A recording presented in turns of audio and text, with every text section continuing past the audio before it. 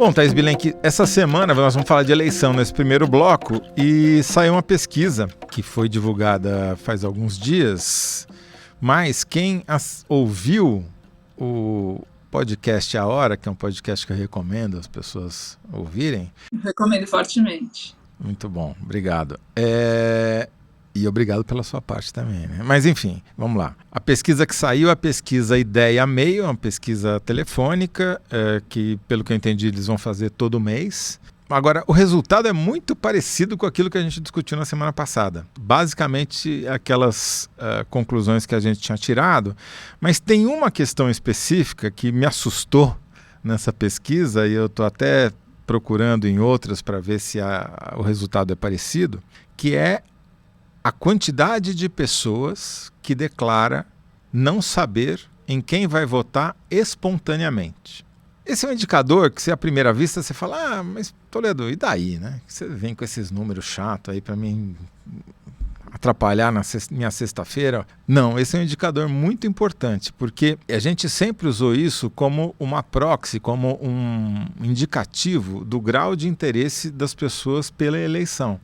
Quanto mais pessoas respondem espontaneamente não sabem quem vai votar, mais significa que aquela eleição ainda não está entre as preocupações do eleitor. Só que nessa pesquisa do Ideia/Meio, o número eu nunca vi tão baixo. Deu inacreditáveis 21% de não sabe e 3% de ninguém branco nulo. Quer dizer, se você somar 24, é praticamente um quarto do eleitorado apenas não tem candidato. O que eu nunca vi na minha vida. Eu cubro eleição desde que elas existem ao final da ditadura, desde 1985. E nunca vi um percentual tão baixo há 8 meses da eleição. Pra você ter uma ideia, se a gente pegar o Datafolha de 2022, só foi dar uma taxa parecida em agosto, quando a campanha eleitoral já estava quase que no ar, né?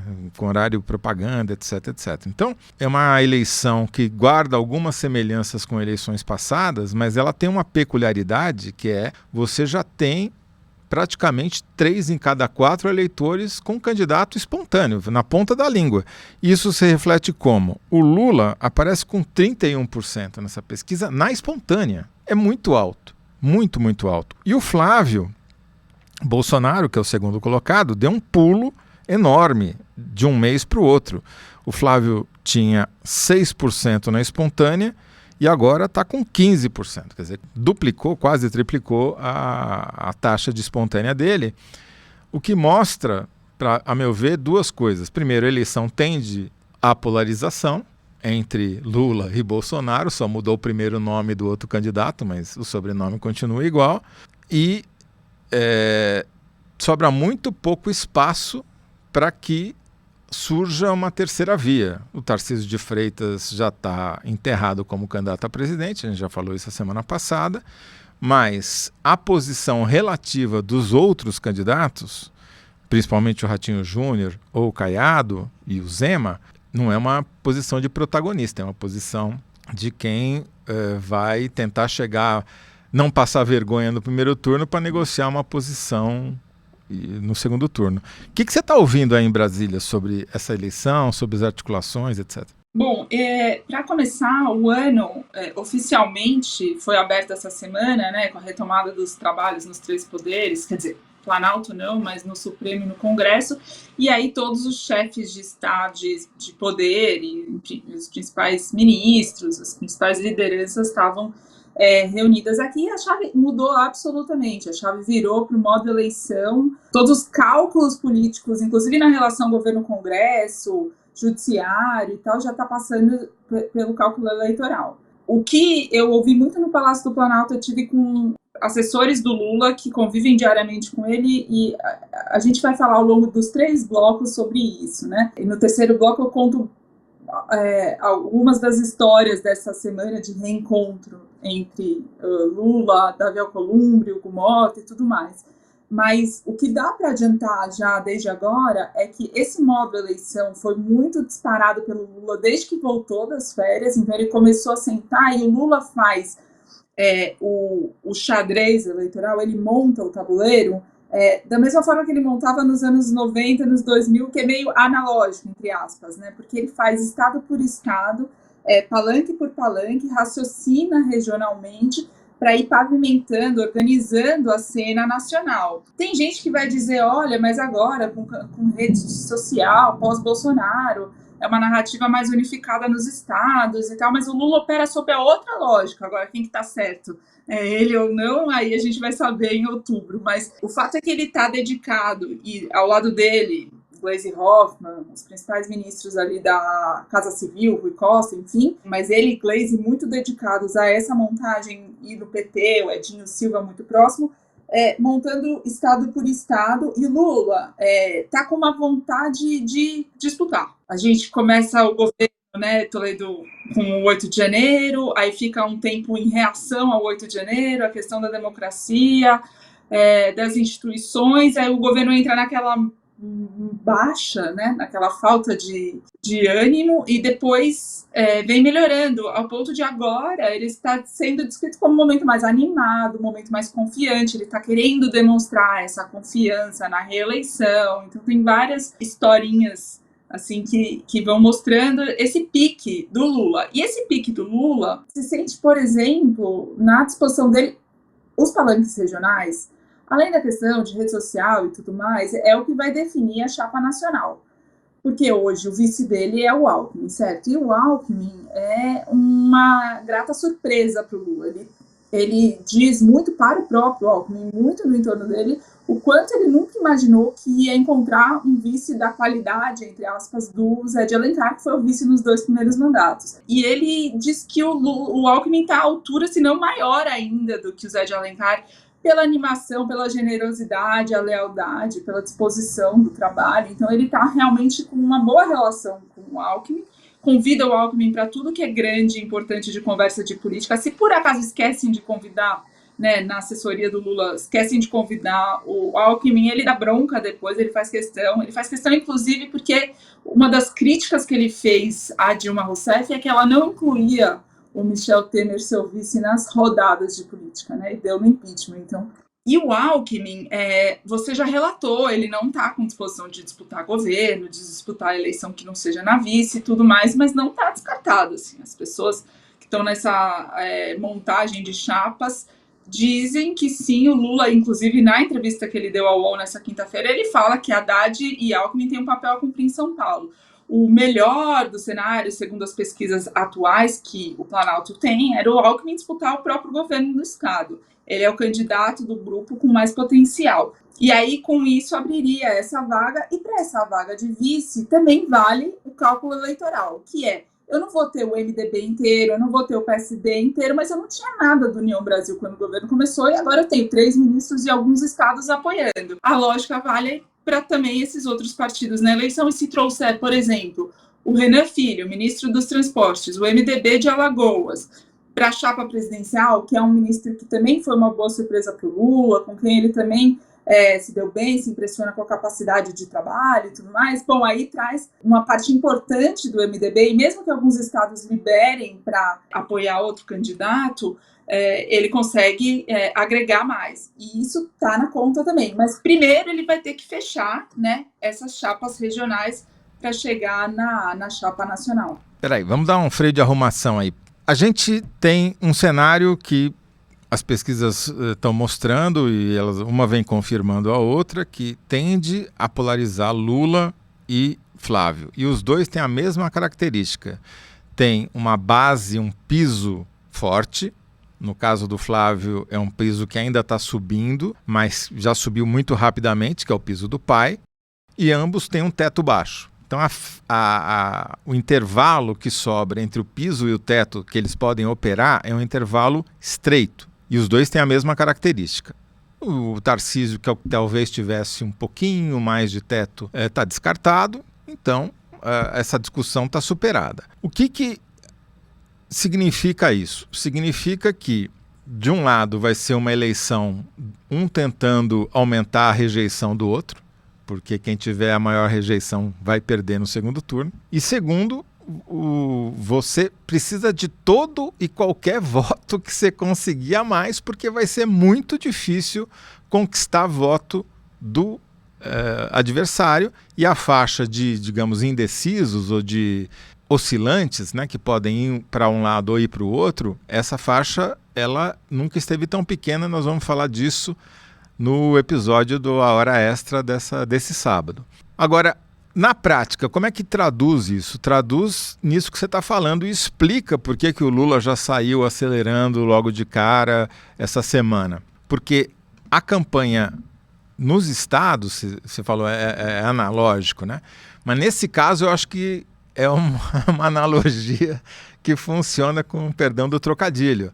Porque como a faixa é muito estreita, você precisa fazer uma campanha forte nos estados para ganhar 1 pontinho, 2 pontinhos em cada estado, que isso pode fazer toda a diferença no final, porque vai ser uma eleição apertada. E aí, quando a gente olha para os estados, a gente vê que os maiores colégios eleitorais do país estão indefinidos. Então eu sugiro para você a gente ir um por um, infelizmente não vai dar para passar pelos 27, mas vamos começar por São Paulo, que é o maior colégio eleitoral. Você já deu uma palhinha boa aí adiantando. É uma eleição que o Tarcísio corre risco de ganhar por WO, né? Porque ninguém quer ser candidato a governador de São Paulo do lado da oposição. Nem ele queria ser, né? O Tarcísio está sendo obrigado a ser candidato à reeleição. Mas já sai favorito, como todo incumbente que tem uma avaliação razoável. E do outro lado da oposição você tem o Haddad, que não quer ser. Mas o Lula quer que ele seja, vai ficar um puxando a corda para um lado, outro puxando a corda para o outro, e enquanto isso a eleição já está rolando. O Alckmin já falou que não quer, mas ainda existe, você estava dizendo que existe essa possibilidade. Então, em São Paulo é um problema hoje para o Lula. Rio de Janeiro também está indefinido, e Minas Gerais também, então está meio complicada a situação, né? Rio de Janeiro e Bahia tiveram mudanças nesses últimos dias. A Bahia, no momento em que o PT bate o pé e diz que precisa de uma chapa pura, então vai o Jerônimo Rodrigues para reeleição no governo, Jacques Wagner tentar a reeleição no Senado, e o Rui Costa, ministro da Casa Civil, quer disputar o Senado, falta um espaço para o senador do PSD, Ângelo Coronel, que ia tentar a reeleição. Ele é rifado, fica ofendidíssimo e se alia ao ACM Neto, que vai concorrer contra o Jerônimo pelo União Brasil. Se alia ao ACM Neto, provavelmente vai se filiar a algum partido da base da coligação do ACM Neto para tentar o Senado do outro lado. Um cara que era muito próximo do Otto Alencar, que é o presidente do PSD na Bahia, conhece as entranhas do partido e da chapa do governista, né, da chapa PSD-PT, vai disputar contra eles do lado de lá, e aí com uma pitadinha a mais de dificuldade, que foi o Ronaldo Caiado, e para a Bahia, no comecinho do ano, mostra para o ACM Neto algum interesse de dar um jogo entre eles ali, de dobradinha, né, nacional, estadual. Começa uma enorme especulação sobre o ACM Neto se filiar ao PSD do Kassab. O Kassab tem que intervir, ir a público, dizer que quem decide filiação e chapa na Bahia é o Otto Alencar, quer dizer, ele autoriza o Otto Alencar, e aí se sacramenta esse racha na chapa interna. Mostra que duas coisas, né, Toledo? Primeiro, a prioridade aí na Bahia foi o Senado. O governo, a candidatura à reeleição do Jerônimo não é considerada tão forte assim. E o Neto é um quadro que é levado a sério na Bahia. Então, eles priorizaram a chapa do Senado, o Rui Costa, com essa faísca aí que vamos ver o trabalho que vai dar durante a eleição, que fogo que vai sair dessa faísca. Tudo bem, mas na Bahia ainda, pelo que você está relatando, e é muito interessante, apesar de você ter perdido um aliado de um partido que é importante, o PSD, que provavelmente vai ficar liberado em cada estado, vai ser uma decisão, né? Não vai ter uma unidade, o Lula ainda leva vantagem, porque o governador da Bahia, estão governando lá o estado já faz 2 décadas, enfim, tem 2 candidatos fortes ao Senado, tem um candidato que é governador na cadeira disputando a reeleição. De todos esses 4 estados que a gente mencionou, talvez seja o melhor, né? Agora, no Rio, é bem complicado, porque é praticamente uma eleição de candidato único, né? É uma eleição de candidato único, mas ela é tensa. Então, o que acontece? O Paes, prefeito do Rio de Janeiro, Eduardo Paes, considerado favorito, desde que se elegeu prefeito, considerado favorito ao governo do Rio.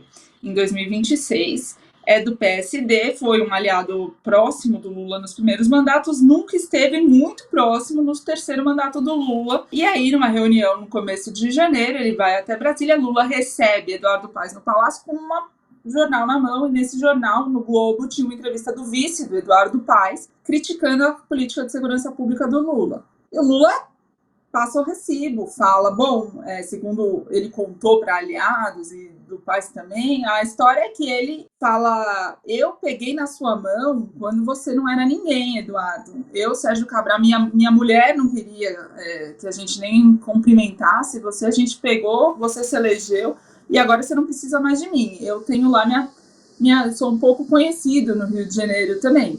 Mas, né, e aí, né, ele estava querendo cobrar um posicionamento dele, e o Paes, não, veja bem e tal, eles conseguiram distensionar essa conversa, e o Paes, até naqueles momentos de ápice de especulação sobre a candidatura do Tarcísio, chegou a elogiá-lo publicamente, falar para ele ir para o PSD, então ele estava um pouco assim. As pesquisas no Rio de Janeiro, as pesquisas internas do governo, mostram o Flávio ligeiramente à frente no Rio de Janeiro. O Rio é um estado arisco, né, para o eleitorado petista, para o Lula, quer dizer, né, um eleitorado arisco. E, portanto, o Eduardo Paes não está passando muita confiança de que o palanque dele está seguro para o Lula e só exclusivamente para o Lula. E é o terceiro maior colégio eleitoral do Brasil, né? Então, vamos falar então do segundo. Então a gente já viu que São Paulo está complicado, Rio de Janeiro é uma incógnita, e Minas Gerais. Minas Gerais, pelo que eu pude apurar, está ainda mais complicado, porque o governador, que vai sair daqui a pouco da cadeira, o Romeu Zema, é candidato a presidente, diz que vai até o final, né? Ele é do Partido Novo, vai lá marcar a posição, tentar fazer uma bancada de deputados federais do partido.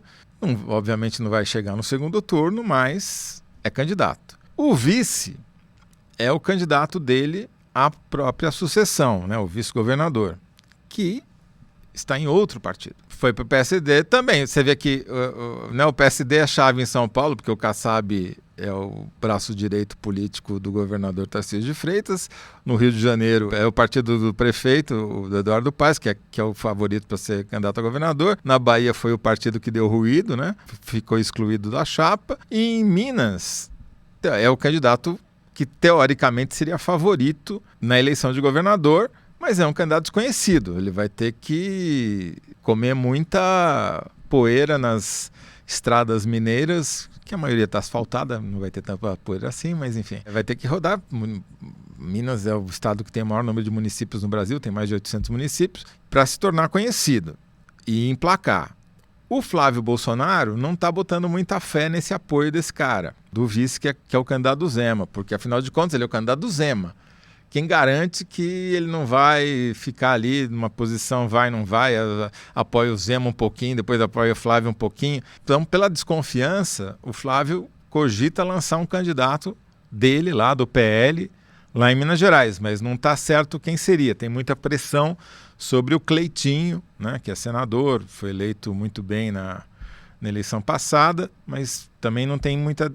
está indefinido ainda. E do lado da esquerda, ou seja, palanque para o Lula, também não tem candidato definido e não tem nenhum nome assim que vai ser acachapante para trazer votos para o Lula. O Lula vai ter muito mais voto lá do que o candidato a governador da esquerda, suponho eu. O que você acha? Eu acho que o problema de Minas é que os candidatos que estão sendo cogitados podem ir para um lado como para o outro, né? E Minas Gerais pode ser muito decisiva na eleição. E é um estado que não está, nem o papel do Zema na campanha nacional está clara e tampouco os candidatos estaduais. Você tem o Nicolas Ferreira, que também sempre é lembrado para disputar, é um puxador de votos importante, então é outro estado onde, com certeza, os dois lados, os três lados, vão prestar muita atenção, dedicar muito esforço para conseguir bons lançamentos, né? Boas candidaturas.